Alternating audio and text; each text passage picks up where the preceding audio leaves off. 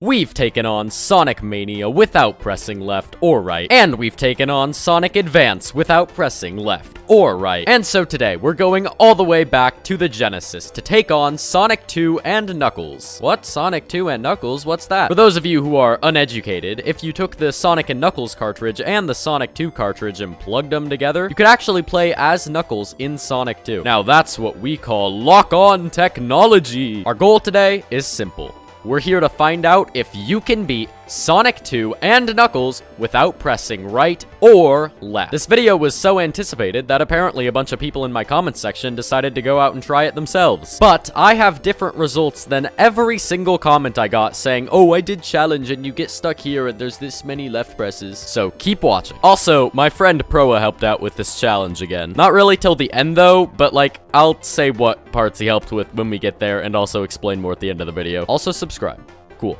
Let's get into it. We start out in Emerald Hill Zone, which just like literally every challenge run I've ever done of any game ever, the first level is just a place to get used to your new moveset. Overall, it's a pretty easy zone, even in this challenge, and I've already played through it millions of times outside of this challenge, so you can just kind of zoom your way on through it. The Act 2 boss is super duper easy too. You literally just jump. I don't think there is any world or any challenge that could make the Sonic 2 Emerald Hill boss difficult in any way. Now that we've had our easy introduction to the challenge, things are going to get a little bit spicier in Chemical Plant Zone. In Act 1, there's a bunch of pop cap covered pipe thingies that just end up getting you stuck on springs when you get spat out of them. After floundering around the level a bunch randomly, I decided to actually be productive and look up a level map so I could have some direction. And thus, I found out that apparently there's this Knuckles only path that lets you just glide over the impossible last third of the level. And also, it has like 3 1-ups along the way. Like, how did I never know about this? I'm pretty sure if you get a really good jump with Sonic, you can get up here, because technically there are no Knuckles paths in the original Sonic 2, because like it just switches what character you play as. I'm pretty sure there's no level design differences in Sonic 2 and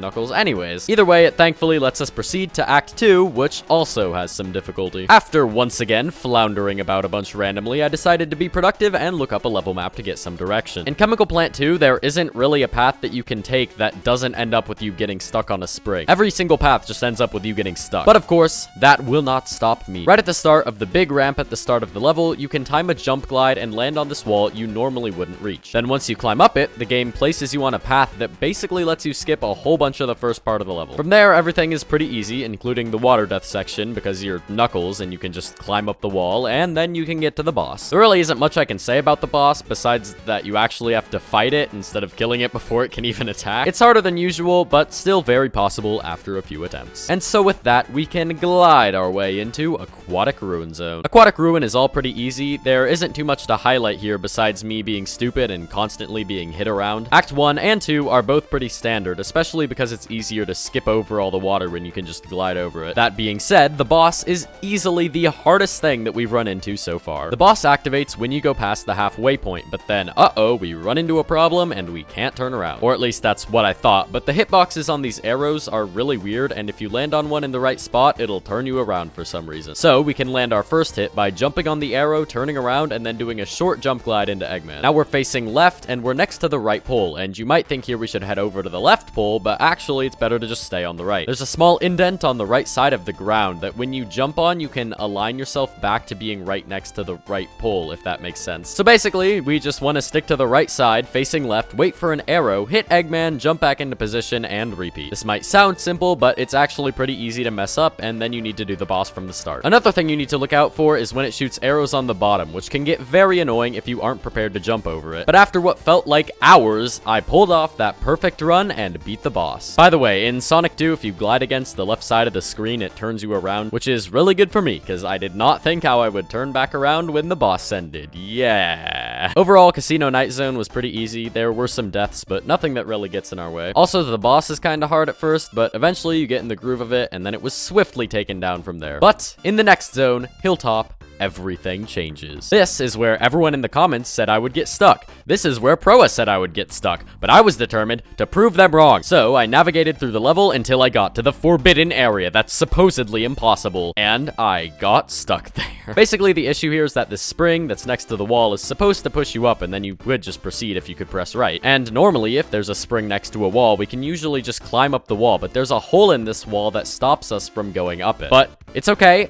because I was still determined to prove them wrong. Now, technically, in the mobile remake of this game, there's a Knuckles-only path that you can take to totally skip this section, but I wanted to try and do it on the original release. I mean, come on, what kind of a cop-out would it be if I had to resort to going to the mobile version of a game to complete a challenge? That would be absolutely absurd. So I got to work and eventually found this. If you go in the secret in the wall, you'll be hit by a spring back to the left. You can do a jump and then glide quickly to stop your momentum and get in the hole while you're facing to the left. From there, if you manage to glide to the very last pixel of the ground, you can jump and then bam, you'll be facing to the left, and for some reason, if you're on the very edge, you won't hit the ceiling. So then you can just glide onto the left wall, climb up it, and proceed. Hilltop Act 2 is all pretty easy up until the boss, which is another difficult one. You have to be on the left side and time your hits and jumps very well to make sure that you don't get hit by the lava. After experimenting a bunch in this boss, I found a pretty consistent strategy to defeating the boss, as you can see here. And then with that, we can finally get the heck out of this zone. The next two zones, Mystic Cave and Oil Ocean, are both pretty hard, but don't have anything particularly noteworthy in them. In Mystic Cave, I got soft locked a surprising amount of times and also died a whole bunch, and just overall getting through both acts was more annoying than anything. Oil Ocean is pretty similar. You can just kind of wing it and change up what path you're on if the current one isn't working out. I wish I had more to say about these zones, because it's not like they were easy, but there just isn't that much to say. And this will probably come as a shock to all of you, but Metropolis Zone is really annoying too.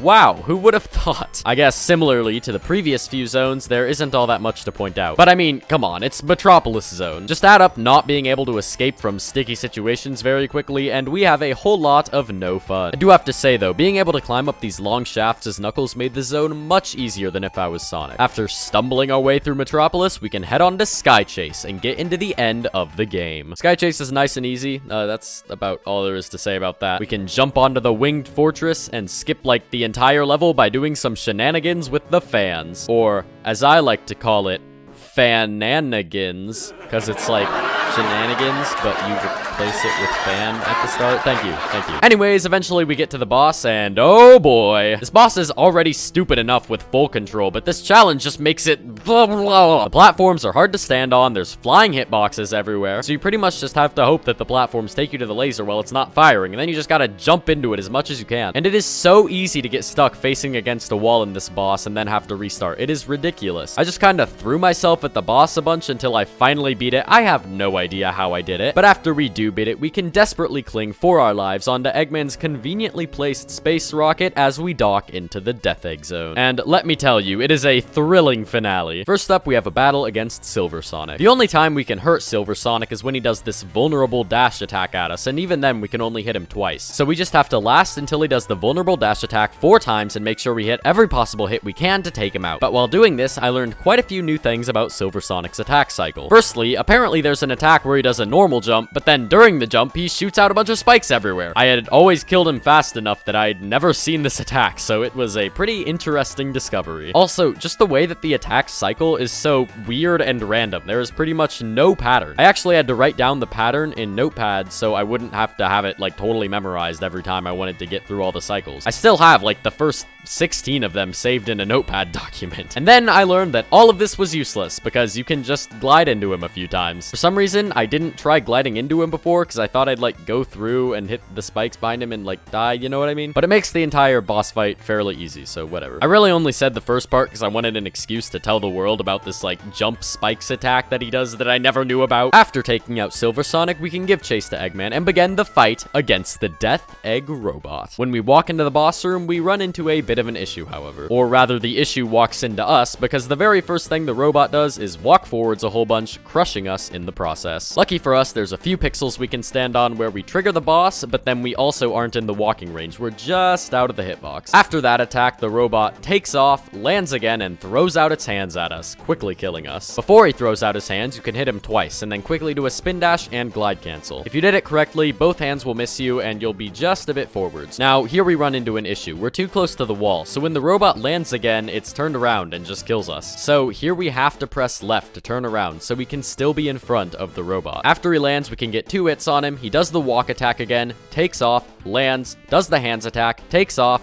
lands, does the walk attack, and repeat. When we get to the left side of the screen, we can just glide into the wall and it will turn us to the right, so we don't need to worry about a right press. By following this cycle and just going back and forth in the arena, I ended up beating him with a total of 4 left presses. But that's really anticlimactic and stupid, so I started to try and get it down lower. After a few more tries and just optimizing my space better, I got it down to only 3 left presses. And then Proa found out that right when the boss starts, you can do a spin dash jump into the belly area of it, which knocks you all the way to the left. This essentially just gives you more space to hit the boss before you need to press left, so with this we got him down to 2 left presses. Then I suggested that maybe we can hit him while he's walking to us, which was an absurd suggestion because the legs just get in the way, and there really isn't a way to hit him while walking as Knuckles. If you've ever done the Sonic 2 final boss as Knuckles, you know what I'm talking about. Like, it's really hard to damage him except for when he falls down like this, because Knuckles' jump height is just so short. But after some testing, we found that there are actually some specific parts of the walking animation we can spin dash jump into the robot and do damage. That doesn't mean it's easy though. It is still absurdly difficult to actually get these hits because his leg hitboxes are like massive. This was a major breakthrough, and we found out that while he's walking to us, we can get a total of 6 hits, which is half of his health because he has 12 hit points before he even takes off for the first time. However, this still wasn't enough, and we were left at 1 left press. Let me explain. We can get the 7th and 8th hits in when he does the hands attack, and then we can get the 9th and 10th hits in when he does the walk attack, but then we just end up pinned against the right wall again and need to press left for the last 2. And so we were ready to throw in the towel and report that you can't beat Sonic 2 and Knuckles without pressing left at least 1 time. But man, that'd be such a boring end to the video. We have to get it down to 0. And then we found some new discoveries that might make this dream a reality, because you can actually hit his back and then cancel it with a glide without dying at the right edge of the screen, meaning we can get him to his last hit without pressing left. But after dodging the bombs he throws, we just end up getting crushed when he lands again. But if we optimized our space perfectly, then just maybe it would be possible for us to get in the final hit on the very right edge of the screen. And so we got to work and found a way to dodge the hands attack without moving as far forwards, and we made sure that we went as little to the right as we could on the walk attack. When he threw the bombs behind him, we had to make sure that we just barely dodged them, leaving as much room as we can to the right so that we wouldn't get crushed. And as the reticle locks on, we can move to the right, take up all the little space we have, and then right as he falls, we can do a clutch jump and get the final hit before getting crushed. Knuckles dashes out of the death egg with a smile on his face because he knows that it is possible to beat Sonic 2 and Knuckles without pressing left or right. Not once, not twice,